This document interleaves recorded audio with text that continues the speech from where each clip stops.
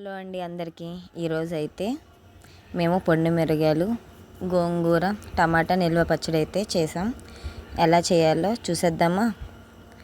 మీరు ఎలా చేస్తారో కామెంట్ చేయండి. ముందుగా అయితే కేజీ పొండు మిరగాయలని వీడియోలో చూపిస్తున్నట్టు రుబ్బుకోవాలి.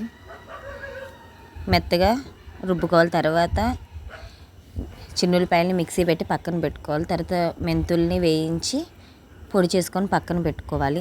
ఇలా పెట్టుకున్న తర్వాత మెత్తగా అవసరం లేదు, కచ్చాబచ్చాగా వేసుకొని పక్కన పెట్టుకున్న తర్వాత దీనికి కేజీ గోంగూర, కేజీ టమాటాలు, కేజీ పొండు మిరగాయలు, పావు కిలో చింతపండు, 3 అరశాలు ఉప్పు వేసుకుంటాం. కొలత అనమాట. ఇలా వేసుకున్నాక వీడియోలో చూపిస్తున్నట్టు పొండు మిరగాయ పచ్చడి బాగా మెత్తగా రుబ్బుకోవాలి. అలా రుబ్బుకున్న తర్వాత అసలు ఏమీ తొక్కలుగా ఏమి కనిపించకూడదు, బాగా రుబ్బుకోవాలి. కచ్చాబచ్చాగా రుబ్బినా బాగానే ఉంటుంది. అలా రుబ్బిన తర్వాత తీసి పక్కన పెట్టుకొని ముందుగా టమాటా గుజ్జులో చింతపండు నానబెట్టాం కదా, అది వేసి బాగా మెత్తగా కలుపుకోవాలి.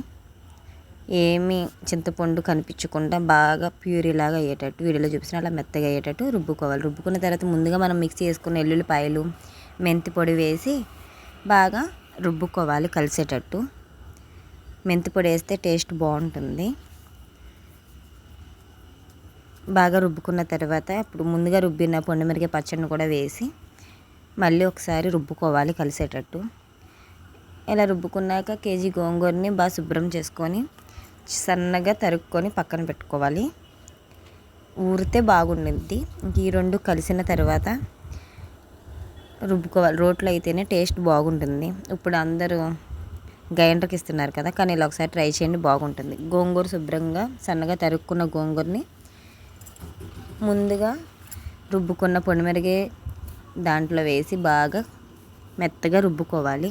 వీడియోలో చూపిస్తున్నట్టు మొత్తం కలవాలి. కలిసిన తర్వాత బాగుంటుంది.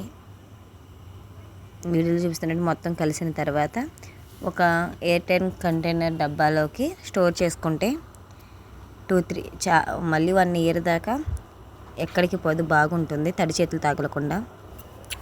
ఎంతో టేస్టీ అయిన పొండు మిరగాయ, టమాటా, గోంగూర నిల్వ పచ్చడి రెడీ.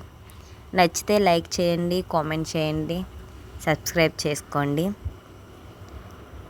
Thank you friends. మీ ఊర్లో ఎలా చేస్తారో కామెంట్ సెక్షన్లో కామెంట్ చేయండి, మర్చిపోకండి. Bye friends. మరి ఇంకో పికిల్తో మళ్ళీ ఇంకో వీడియోతో మీ ముందుకు వస్తాం. Good night friends.